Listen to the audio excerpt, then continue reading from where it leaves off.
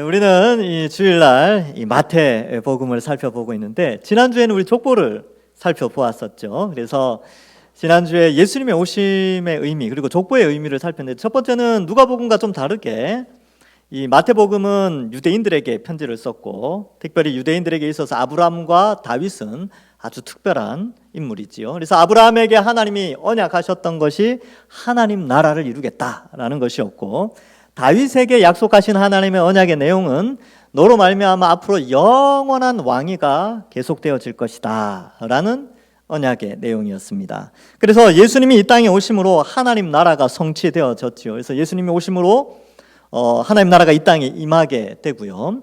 또한 다윗의 후손으로 오심으로 말미암아 영원한 왕으로서 우리의 구원자가 되셨죠. 그래서 그분은 하나님 나라를 성취하시는 언약의 성취자요, 또 다윗의 언약을 성취하기 위한 영원한 왕으로 또한 메시아, 구원자로 그리스도로 이 땅에 오셨다라는 것을 살펴보았습니다. 이처럼 이 족보 하나에도 이 하나님 나라의 개념, 언약의 개념, 구속의 개념이 들어가 있는데요. 우선은 오늘은 이 본문을 살피기 전에 잠깐 이 부분을 잠깐 다루고 넘어가겠습니다. 성경 66권 전체를 이해하는 데는 하나님 나라 그리고 언약, 구속사 요 세 가지 개념을 이해하는 것이 중요한데 하나님 나라라고 했을 때는 이 나라가 영어로 표현하면 네이션이 아니고 킹덤이라는 단어를 씁니다. 하나님의 나라, The Kingdom of God 이렇게 표현하는데 킹덤이라는 것은 뭐냐 하면 주권자가 국민에게 있지 않고 왕에게 있다라는 의미가 있습니다. 주권은 어떻게 발현됩니까? 입법과 행정과 사법을 통해서 주권이 발현되는데 보통 민주주의 국가에서는 이것이 분리되어져 있지만 왕권 국가에서는 이것이 왕에게 집중되어져 있습니다. 그렇다면 하나님이 만드시고자 하신 하나님 나라는 어떤 곳이냐면 하나님이 법을 세우시고 하나님이 법을 집행하시고 하나님이 그의 백성들의 복지를 책임져 주시는 그런 분이심을 나타내는 것이지요. 그래서 하나님은 태초에 이 하나님 나라를 만드시기를 원하신 거죠. 그래서 여러분 천지창조 순서를 보시면 처음에 지구를 먼저 만드십니다. 빛과 어둠을 나누시고 그다음에 이제 하늘과 물을 나누시고 궁창과 물을 나누시죠. 그다음에 육지가 드러나게 하는 것이죠. 그래서 육지가 드러나서 지구를 형성하시고 넷째 날에 이제 우주를 만드세요. 해와 달과 별. 이거 우주죠. 그러니까 우리 입장에서 보면 하나님이 왜 이 세상을 만들었는가라고 했을 때 하나님은 하나님의 나라를 만들기 위해 먼저 그 영토를 만드셨는데 그것이 바로 지구고 그리고 둘째 날 하늘과 물을 나누신 것처럼 거기에 사는 생물들을 다섯째 날 하늘의 새와 물의 물고기 그리고 셋째 날 흙과 이렇게 나누신 것처럼 흙에 살 수 있는 이제 동물들을 만들고 인간을 만드시죠. 그래서 인간은 그 나라의 백성으로서 하나님의 형상을 닮은 인격체로서 백성으로서 만들어지게 됩니다. 그래서 하나님은 하나님 나라를 만드시죠. 그런데 문제가 발생하게 됩니다. 여러분 앞에서도 말씀드렸다시피 주권자는 하나님께 있어요. 그러니까 왕이 주권을 발휘하는데 하나님이 왕이신 나라죠. 그런데 그 백성은 그 왕에게 순종할 때 엄청난 축복을 누리면서 살 수 있게 됩니다. 근데 외부에서 침투한 이 마귀의 존재가 이 하나님 나라의 안에서 뭔가 문제를 발생시키죠. 그러한 자세한 배경은 추후에 제가 말씀드릴 경우가 있을 것이고 또 참고로 제가 예전에 요한계시록 설교할 때 이 부분을 다룬 적이 있는데 그런 부분들을 좀 참고하시면 되겠습니다. 그래서 이 나라 안에서 왕이 있고 왕의 백성은 왕에게 순종해야 됩니다. 근데 백성은 주권자가 될 수가 없어요. 이 왕국에서는 킹덤에서는 주권자는 한 분, 왕이신 하나님인데 보통 일반 국가에서도 그렇죠. 근데 이 백성이 왕이 되려고 하면 이걸 뭐라고 이야기하냐면 반역죄라고 합니다. 역적죄라고도 하죠. 우리 조선시대만 봐도 그렇죠. 조선시대에도 왕이 있었는데 내가 왕이 되겠다라고 하면 아무리 왕의 혈통이라 하더라도 그는 반역죄로 역적죄로 죽게 되는 것이죠. 그래서 이 반역죄는 죽음에 이르게 되고 조선시대 때 보니까 그렇더라고요. 이게 본인만 죽는 것이 아니고 가족들까지 3대에 이르도록 다 멸족을 당하게 됩니다. 그만큼 역적죄는 무서운 것이죠. 근데 이 역적의 죄가 에덴 동산에 있었습니다. 창세기 3장 5절에 보면 마귀의 유혹하는 말이 나오는데 마귀가 이렇게 말을 하죠. 너희가 그것을 먹는 날에는, 그것은 선악과예요. 선악과를 먹는 날에는 너희 눈이 밝아져 무엇과 같이 된다고요? 하나님과 같이 된다. 이게 무슨 말이냐 하면 너희가 이 땅의 주권자가 될 수 있다. 너희도 왕처럼 될 수 있어. 왕처럼 지혜로운, 하나님처럼 지혜로운 자가 될 수 있다니까 이렇게 마귀가 유혹을 하게 됐지요. 그래서 이제 뒷부분에 보면 여자가 보니까 지혜롭게 할 만하거든요. 그래서 먹고 자기 남편에도 주고, 남편도 좋다고 그걸 또 먹죠. 그러니까 하나님처럼 될 수 있으니까, 그렇게 생각을 했으니까. 근데 마귀는 끊임없이 말씀을 왜곡하고 거짓을 전파하는 존재이지요. 지금도 그렇지만 이처럼 인간은 하나님 앞에 역적의 죄를 지어서 벌을 받게 되는데, 여러분 죄를 지으면 형벌을 받게 돼 있어요. 그래서 그 벌이 뭐냐면 죽음에 이르는 벌이지요. 그래서 인간이 이제 죽게 됩니다. 하나님께서 아예 저것을 먹는 날엔 반드시 죽는다라고 했기 때문에 죽음의 형벌을 받게 되고요. 그 다음에 지옥의 형벌을 받게 되는 것입니다. 자, 그래서 하나님께서 이제 인간이 범죄하여서 죽음과 지옥의 형벌을 받게 되는 것을 기뻐하셨느냐? 그렇지 않습니다. 이렇게 보시기에 심히 좋았던 그런 피조물이거든요. 하나님의 형상대로 만들어진 심히 좋은 피조물인 인간이 범죄하였으니까 그 마음이 얼마나 아팠을까요? 그래서 구원의 역사를 이루어 가십니다. 그래서 인간이 낳고 인류의 역사가 진행되는 동안에 하나님은 끊임없이 인간의 역사에 간섭하셔서 하나님의 택한 자들을 구원해 주시는데 이것을 하나님의 구속사라고 표현합니다. 그리고 그 구속사를 이끌어 그 역사를 진행해 가면서 하나님이 태초에 만들려고 했던 하나님 나라가 완성될 것이라는 것을 약속을 하십니다. 이 약속을 언약이라고 표현을 해요. 그래서 하나님 나라와 구속사와 언약은 성경 66권 전체를 이해하는데 아주 중요한 틀이 되어지지요. 제가 올해 이 언약 신약을 작년에 이어서 올해 진행하게 되고, 이제 언약 신약이 끝나면 하나님 나라와 구속사 요약판을 하려고 합니다. 그래서 6년 커리큘럼 과정이 끝나면 이제 한 해 쉬고, 그 다음 또 6년을 계획 잡을 때는 구속사 1년, 그 다음에 하나님 나라 1년, 이렇게 좀 준비를 해보려고 합니다. 그만큼 성경을 이해하는데 이것이 중요하다는 것이지요. 자, 이처럼 하나님께서는 하나님 나라를 성취하고 언약을 성취하고 구속의 역사를 완성하기 위하여 2000년 전 예수님을 이 땅에 보내어 주셨습니다. 그래서 예수님의 탄생으로 말미암아 이 모든 것들이 다 성취되어지고 하나님 나라는 예수님의 재림으로 말미암아 완성이 되어지게 되는 것이죠. 이 구속과 언약의 성취, 이 모든 것에 어떻게 보면 성취의 시작점이라고 볼 수 있는 성자 하나님의 이 땅에 오심에 대한 사건은 그런 의미에서 굉장히 중요하고, 특별히 이름이 불려지는데 그 이름의 의미를 오늘 살펴보도록 하겠습니다. 18절에 보시면 예수 그리스도의 나심은 이러하니라. 여기서도 이제 그리스도, 예수님이 그리스도다라는 것을 강조하고 있지요.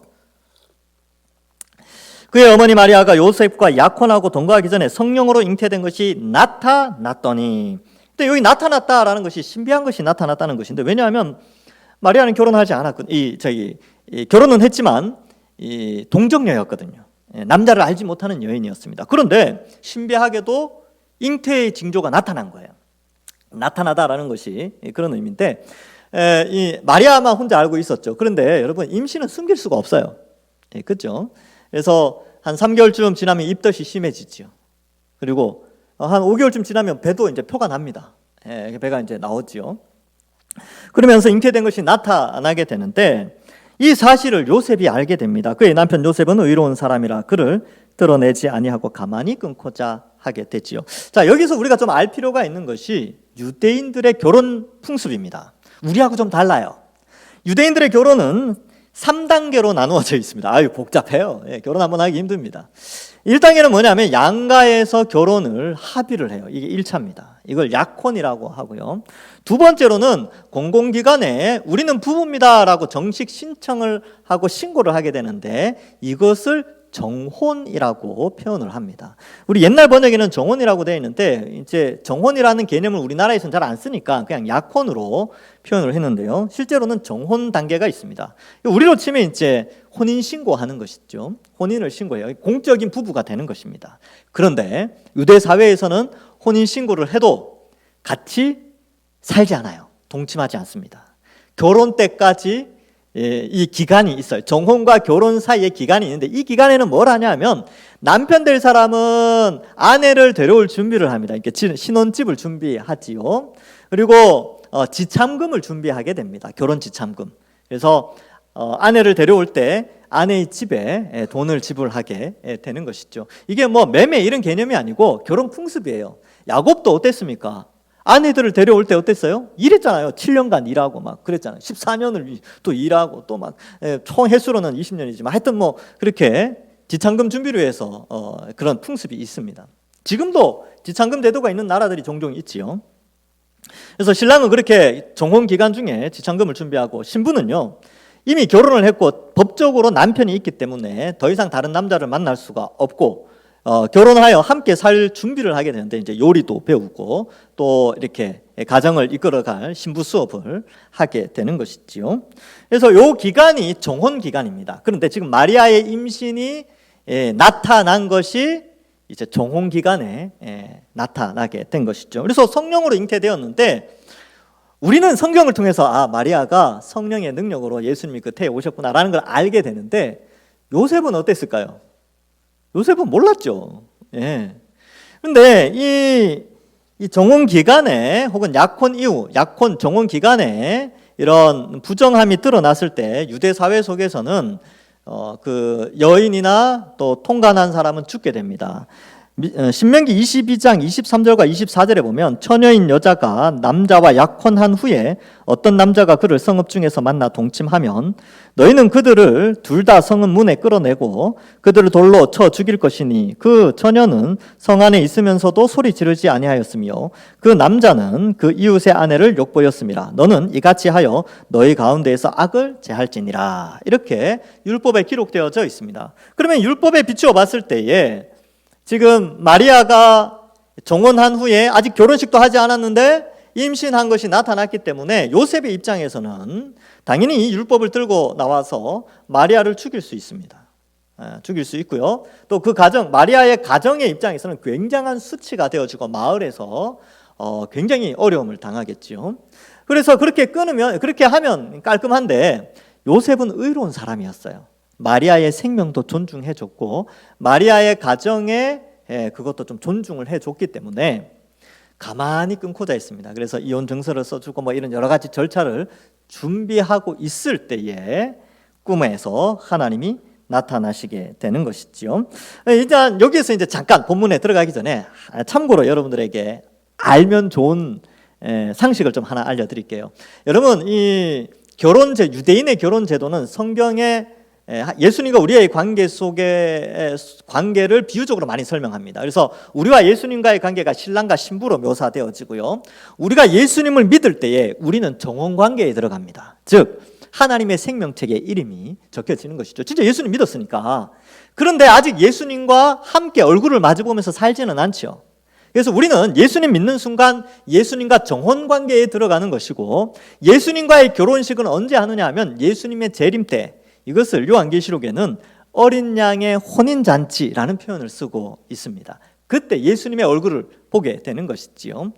이처럼 유대인의 결혼 제도를 통하여 우리의 믿음의 과정들 그리고 우리의 구원의 완성의 개념들을 참고적으로 성경을 볼 때 이해할 수 있는 것이죠. 자, 그다음 넘어가 볼까요? 이제 이러한 정혼한 관계 속에서 마리아의 부정이 드러났을 때 요셉이 이런 계획들을 하고 있을 때 꿈에 나타납니다.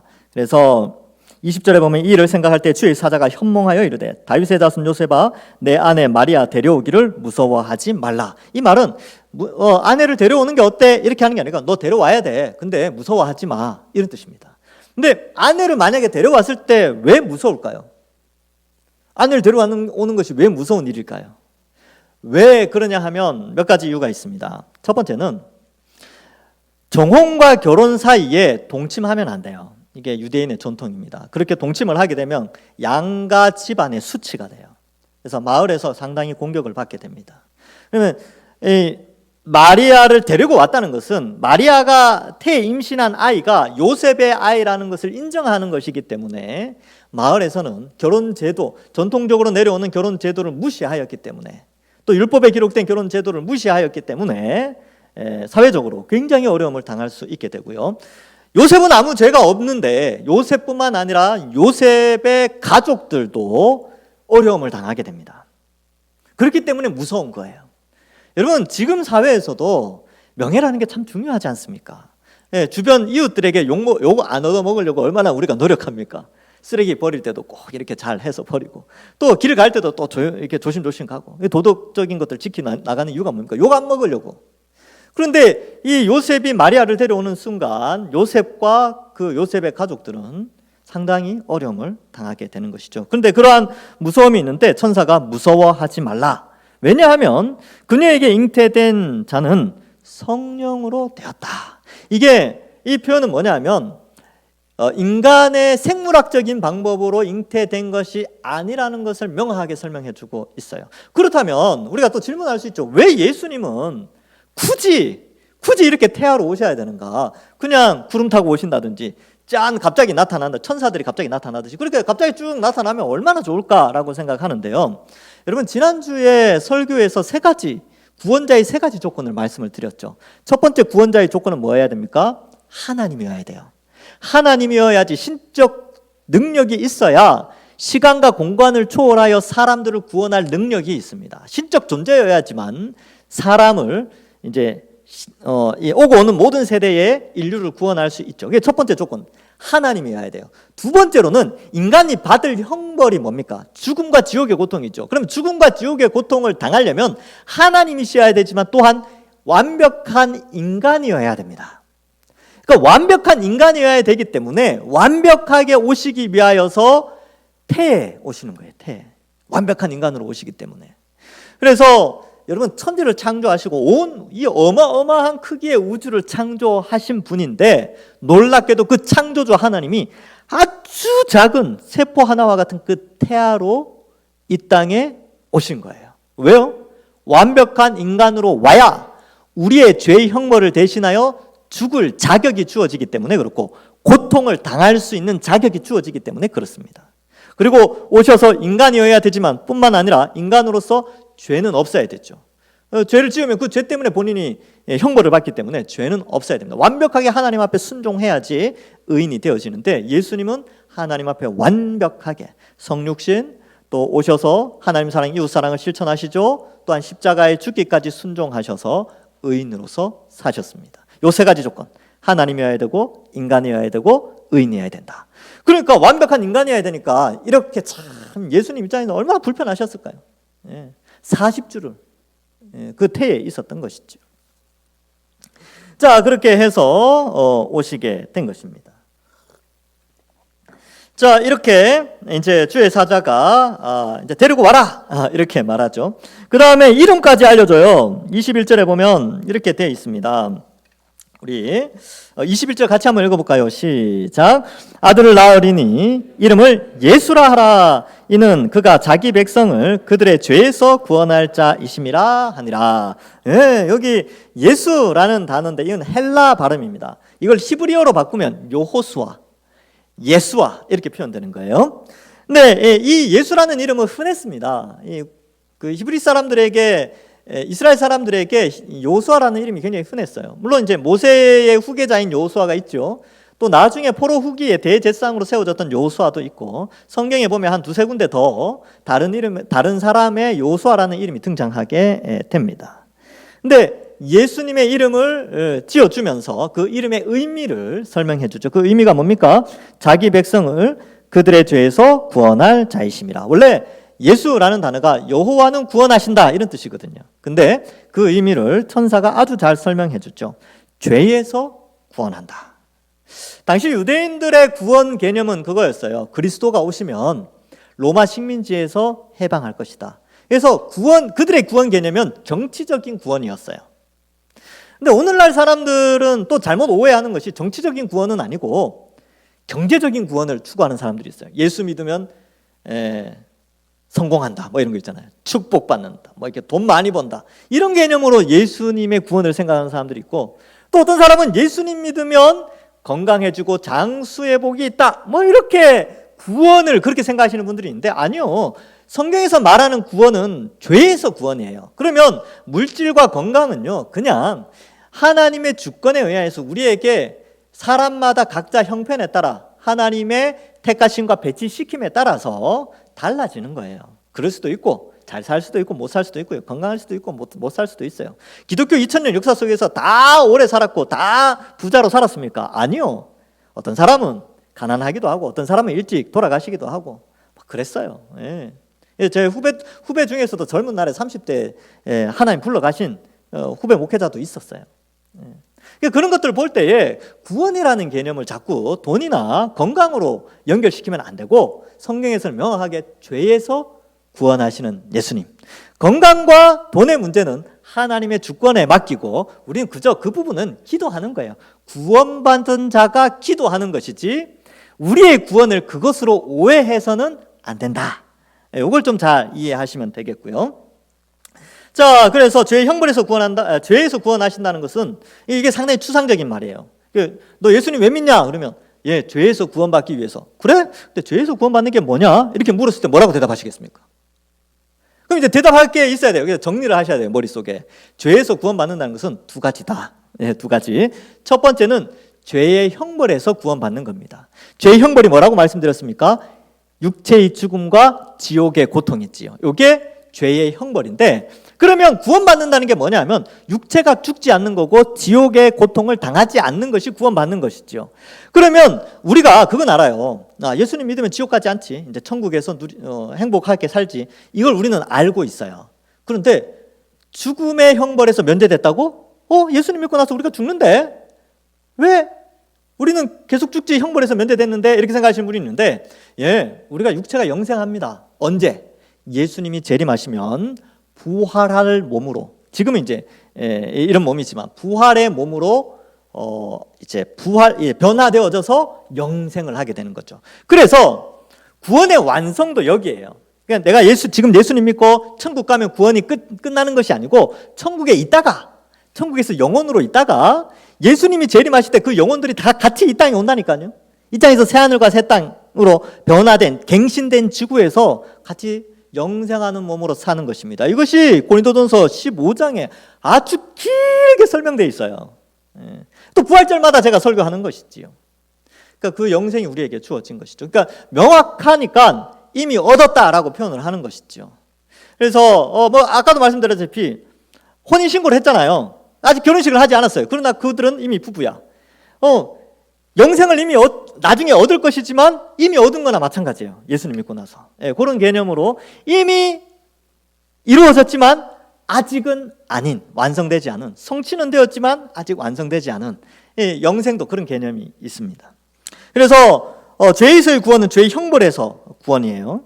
첫 번째고, 두 번째로는 죄의 지배에서 구원입니다. 요거는 이제 우리가 살아가는 현실과 연결되어져 있는데, 우리가 예수님 믿고 나서는 더 이상 죄를 지을 수밖에 없는 존재가 아니라 죄를 안 지을 수 있는 존재로 변화되었습니다. 이게 뭐냐면 죄의 지배에서 벗어났다는 거예요. 지배라는 게 뭡니까? 그렇게 할 수밖에 없는 상황이지요. 그러니까 죄의 지배를 받는다는 것은 죄를 지을 수밖에 없는 상황에 놓여 있었는데, 이제 예수님 믿고 나서는 죄의 지배에서 벗어났기 때문에 죄를 안 지을 수도 있는 상황이 벌어졌어요. 놀라운 일이죠. 지배력이 바뀌었다니까요. 그러면 이제 우리는 누구의 지배를 받느냐? 우리는 이제 성령 하나님의 지배를 받습니다. 하나님께서 성령을 우리 속에 부어주셔서 말씀을 통하여 예수 그리스도를 믿어 순종하여 신앙생활을 하게 하셨고, 이 성령 하나님은 우리 속에서 말씀을 통하여 끊임없이 우리를 지배해요. 어떻게 지배하는 줄 아세요? 우리의 마음의 심령의 문을 두드립니다. 성경 읽을 때마다, 야, 성경 읽었지? 성경대로 살아야지, 그지? 물론 이제 이런 메시지 말을 하는 건 아닌데, 우리 마음속에 성령이 우리의 지성과 감정과 의지를 막 변화시키려고 계속 우리를 움직여 나갑니다. 이게 바로 성령의 지배를 받는 사람이에요. 예수 믿은 사람은 말씀을 통하여 그 심령이 움직여 삶이 변화되어지게 되는 것이지요. 이게 성령의 지배를 받는 사람입니다. 성령의 지배를 받으니까 어때요? 점점 자라가는 것이죠. 점점 거룩해져 가는 것이죠. 성화의 삶을 살아가기 시작하고 신앙이 자라가기 시작하는 겁니다. 그래서 우리는 죄의 지배를 받는 자가 아니라 성령의 지배를 받아 거룩하게 살아가는 자들로 되어졌는데, 이게 바로 죄에서 구원, 즉 죄의 지배에서의 구원, 죄의 지배를 받지 않고 성령의 지배를 받아 조금씩 거룩해져 가는 자가 된 것이 구원의 아주 중요한 한 요소다. 갈라디아서 할 때는 너희를 자유케 하셨다라고 했을 때 이 자유가 바로 이 개념입니다. 죄의 형벌에서의 자유, 죄의 지배에서의 자유. 그래서 여러분, 지금 우리의 상태는 어떠냐면요, 죄를 지을 수도 있고 안 지을 수도 있는데 죄를 안 짓도록 성령이 도우시는 상태죠. 예수님이 재림하시면 어떻게 되는 줄 아세요? 이 땅에 마귀와 귀신들과 죄, 이런 것들은 다 불못에 던져지기 때문에 그때는 죄를 지을 수 없는 상태가 됩니다. 죄가 없으니까, 세상에 죄가 없으니까 그렇게 되는 것이죠. 얼마든지 성령의 인도하심을 받아 성령의 사람으로 하나님께 영광 돌리고 지극한 선을 행하며 살아가는 세상이 예수님의 재림으로 말미암아 완성되어지지요. 그러니까 지금의 세상은 아주 긴장 상태입니다. 죄와 싸워나가는 그런 상태가 되는 것이죠. 갈라디아서 5장 16절에도 내가 이르노니 너희는 성령을 따라 행하라. 그리하면 육체의 욕심을 이루지 아니하리라. 이제 우리는 성령의 지배를 받고 살아가는 자들이 있죠. 로마서 8장 2절에도 이는 그리스도 예수 안에 있는 성령의 생명의 법이 죄와 사망의 법에서 너를 해방하였음이니라. 이렇게 기록하고 있습니다. 그래서 우리는 성령의 인도함을 받아 이제 거룩하게 살아가는 자들로 부름을 받았어요. 아직 좀 연약해 보이긴 해요. 아직 좀 연약하지만 성령이 우리를 인도하신다니까요. 야, 말씀 받지? 이렇게 살아야지. 계속. 언제요? 주일날 예배 드릴 때. 야, 나 이제 그리스도인인데 거룩하게 살아야 되지 않겠니? 하고 성령이 우리를 인도하시고요. 평일에도 우리를 계속 인도하세요. 너 그리스도인이야. 너 이제 그리스도인 됐잖아. 거룩하게 살자. 말씀을 통해 계속 하나님 우리를 지배하고 있는 것이죠. 근데 이거는 무거운 짐이 아니에요. 이건 축복이지요. 이건 축복이에요. 자, 그래서 예수님의 이름의 의미, 죄에서 구원하신다는 의미가 이렇게 되어져 있습니다. 그래서 누가 죄에서 구원한다는 게 뭐지? 이렇게 물으면 그건 말이야 두 가지인데, 첫 번째는 죄의 형벌에서 구원하는 거고, 죄의 지배에서, 두 번째는 죄의 지배에서 구원하는 거야. 설명해 줄게. 이렇게 하시면 되는 거예요. 혹시 여러분들의 자녀들이나 손주들이 그렇게 물을 때에 묻지 않는다면 붙잡아서라도 한 번쯤 이야기해 주십시오. 내가 오늘 배운 거 이야기해 줄게. 그래서 우리는 이 구원의 개념을 명확하게 해야 하는 것입니다. 자, 23절에 보면 보라 처녀가 잉태하여 아들을 낳을 것이요. 같이 읽어볼까요? 시작. 보라 처녀가 잉태하여 아들을 낳을 것이요 그의 이름은 임마누엘이라 하리라. 아멘. 여러분, 여기 이제 예수의 이름의 의미, 예수님의 이름의 의미를 설명해 줬고, 그 다음에 예수님이 이 땅에 오셨을 때의 그 의미, 또 그 임마누엘이라는 이름의 의미를 같이 설명해 주고 있습니다. 그래서 이 이사야 7장 14절의 말씀을 인용하여서 이 표현을 쓰고 있는데, 여기에 동정녀 탄생에 대한 게 나오죠. 이게 처녀가 잉태하여 이렇게 되어 있죠. 처녀는 잉태를 못해요. 그렇죠? 처녀는 잉태를 못하는데 잉태가 되어진 거죠. 그러니까 이게 징조가 되어지는 거죠. 그러니까 보통 여인들은 이제 잉태를 하잖아요. 근데 성경에서는 처녀가 잉태하는 사건이 발생하는데 그것은 바로 임마누엘의 하나님의 축복이다. 이것을 설명하는데, 지금 그 이사야의 예언이 성취되어졌다라는 것을 요셉에게 알려주고 있으며, 또한 이 성경을 읽는 우리에게 알려주고 있는 것이죠. 성자 하나님께서 창세전부터 계셨던 그분이 여인의 태 속에 들어오셔서, 성령의 능력으로 들어오셔서 인간으로 우리와 함께 하시죠. 근데 중요한 단어는 여기 임마누엘이라는 단어이고요. 이제 또 강조될 것은 이제 동정녀 탄생이죠. 사실 동정녀 탄생은 창세기 3장에도 살짝 이야기를 하고 있습니다. 3장 15절에 보면 내가 너로 여자와 원수가 되게 하고 내 후손도 여자의 후손과 원수가 되게 하리니, 이게 너는 이 마귀거든요. 이 마귀가 여자의 후손과 원수가 되게 한다. 보통 이제 후손 그러면 남자의 후손이거든요. 근데 여기는 특별히 여자의 후손 이런 표현을 쓴 걸로 봐서 후대에 이사야는 이것이 처녀로 말미암아 잉태되어지는 임마누엘 하나님을 의미하고, 그것이 예수 그리스도를 통하여 성취되어졌다라는 것을 말합니다. 임마누엘은, 임마라는 뜻이 이게 히브리어로 함께하다라는 뜻입니다. 누라는 단어가 우리라는 뜻이에요. 영어로는 we죠, we. 그다음에 엘은 엘로힘의 약자로 하나님을 의미합니다. 그래서 거꾸로 이렇게 하면 하나님께서 우리와 함께 하신다. 그래서 임마누엘이다. 임마누엘 이렇게 되는 것이죠. 그러면 함께 하셔서 좋은 점이 뭘까요? 함께 하셔서 좋은 점이 있어요. 그걸 사도 요한이 요한 1서 1장 1절에 써놨습니다. 이렇게 써놨어요. 태초부터 있는 생명의 말씀에 관하여는, 생명의 말씀은 예수님이에요. 생명의 말씀에 관하여는 우리가 들은 바요, 눈으로 본 바요, 자세히 보고 우리의 손으로 만진 바라. 놀랍지 않습니까? 예수님이 이 땅에 오셔서, 성자 하나님이 이 땅에 오셔서 사람들 눈에 보여주셨어요. 33년 동안, 공생의 3년 동안 또한 더 자세히 보여주셨죠. 그래서 빌립이 이렇게 질문을 해요. 예수님께, 예수님 우리 하나님 좀 보여주십시오. 예수님 메시아신데, 그리스도신데 우리 하나님 좀 보여주십시오. 그러니까 예수님 뭐라 그랬냐면, 야 보고 있잖아, 나를 본 자는 아버지를 본 자다. 그렇게 표현하는 것이죠. 왜냐하면 성자 예수님이 이 땅에 인간의 몸으로 오셨으니까 그런 것이죠. 그러니까 저는 그렇게 생각해요. 그 시대에 특별히 그 제자들 얼마나 복 받았을까. 하나님을 눈으로 봤잖아요. 가끔 여러분들 그러고 싶을 때 있지 않습니까? 하나님 보고 싶다. 하나님 보면 내가 할 말이 많은데 안 보이니까 기도만 하잖아요. 그죠? 좀 봤으면 좋겠는데. 근데 이제 우리는 성경을 통해서 보죠. 성경을 통해서 하나님을 보게 되는데, 이처럼 이 임마누엘이라는 것은 엄청난 축복입니다. 눈으로 보고 귀로 듣고 손으로 만질 수 있죠. 사도 요한이 얼마나 예수님과 많은 접촉을 했겠습니까? 같이 먹고 자고 했으니까. 그런데 또 이 임마누엘은 왜 축복이 되느냐 하면요, 예수님이 인간으로 오셨기 때문에 우리의 연약함을 다 아세요. 피곤하시죠? 주일날 아침 피곤하시고, 제가 전에도 말씀드렸죠. 토요일날 일찍 주무시라고. 피곤하실 텐데. 근데 또 약 때문에 아무리 일찍 자도 약 드시는 분들이 있어요. 무슨 약 드셔야 되니까 드시면 또 졸리기도 합니다. 괜찮습니다. 어쩔 수 없죠. 나중에 또 영상으로 예배를 드리면 되니까. 연약함을 아세요. 우리의 배고픔도 아시고요. 돈이 없어서 쩔쩔매는 것도 아시고, 몸이 아파서 막 끙끙대는 것도 하나님 다 아십니다. 어떻게 아시는지 아세요? 예수님이 다 겪으셨거든요. 예수님이 이 땅에 인간으로 오셨기 때문에 다 아세요. 그래서 히브리서 4장 15절에 우리에게 있는 대제사장은 예수님이죠. 우리의 연약함을 동정하지 못하실 리가 아니요 모든 일에 어떻게 해요? 우리와 똑같이 시험을 받으시니로되 죄는 없으시니라. 그러니까 우리를 다 아세요. 우리의 연약한 것들 다 아신다니까요. 그래서 우리를 도우시고 인도하시죠. 이게 바로 임마누엘의 축복입니다. 함께 하셨기 때문에 우리의 연약함까지도 다 아시는 것이죠. 자, 이렇게 이제 요셉에게 설명을 하니까 요셉이 이제 24절에 보니까 잠에서 깨어 일어나 주의 사자의 분부대로 행하여 아내를 데려왔어요. 요셉의 입장에서는 굉장히 큰 손해를 감수하는 거죠. 근데 어때요? 하나님의 뜻이니까 순종하는 것이죠.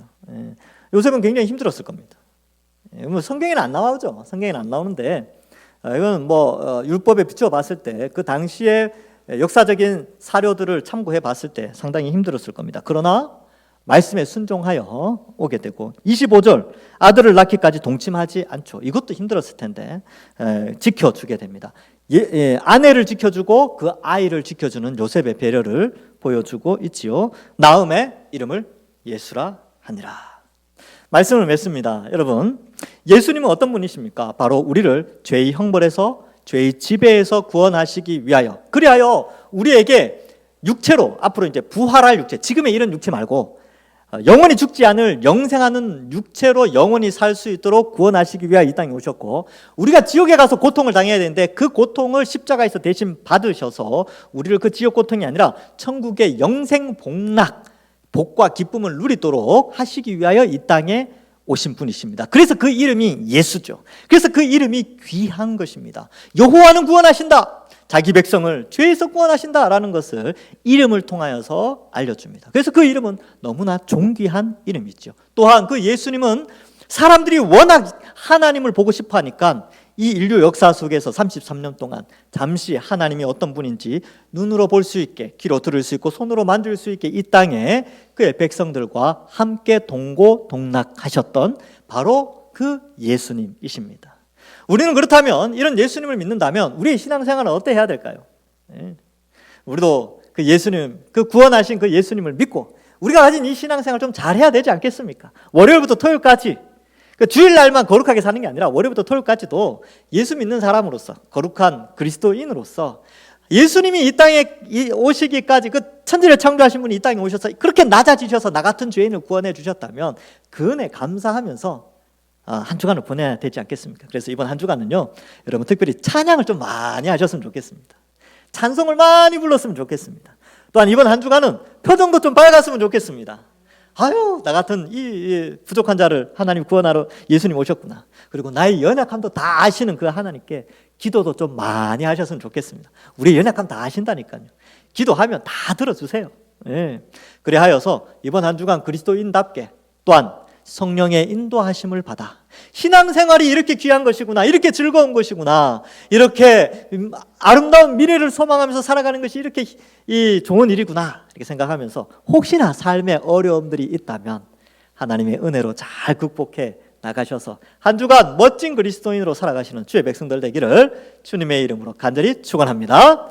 기도하겠습니다. 하나님 감사합니다. 우리를 택하여 구원하여 주시고 예수님이 이 땅에 오심으로 말미암아 우리에게 죄에서의 구원, 그리고 임마누엘의 축복을 허락하여 주시니 감사합니다. 이번 한 주간 우리를 구원하신 그 은혜 생각하면서 그리스도인답게 온전히 살아가는 저희들 다 될 수 있도록 축복하여 주옵소서. 감사드리옵고 예수님의 이름으로 기도하옵나이다. 아멘.